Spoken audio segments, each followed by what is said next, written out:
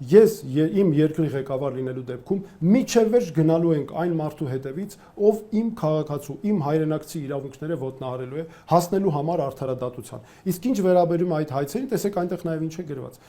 Ոչ միայն հայցերն է, ասում է վարույթներ, վեճեր, գանգատներ, պահանջներ, բազմաթիվ բաներ են նշված եւ մի հատ էլ ասում է, որ պարտավորվում են այլևս չներկայացնել ու չներգրավել նման գործընթացների ու դա դառնում է թշնամական գործունեություն։ Այդ հանկարծ նման բան արեց։ Պատկերացնում եք, իրավապաշտպան աշխատանքը որակվում է որպես թշնամական։ Իսկ ինչ է անում Ադրբեջանը, այս կեղծ գերիների դատավարությունով, ես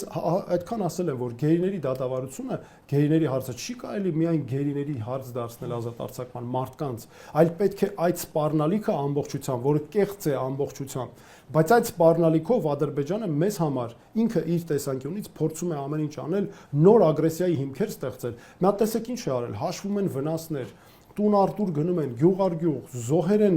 ցուցակագրել, տուժողներ, մեծ ահռելի գումարներ են հաշվում եւ այլն, բայց դուք գիտեք ինչ անելու ինքը այդ դատավճռով վերջում։ Գալու է Հայաստանից պահանջներ ներկայացնի, չէ՞, անընդհատ պահելու է Դամոկլեան սրի պես ձեռքում, որպեսի ճնշումներ գործադրի Հայաստանից պահանջներ կորզի։ Բայց մենք եթե ինչպես կարող ենք ասենք այսպես այս դիրքերում մնալ ու ասել խաղաղություն է, սա այս վիճակը որ կա,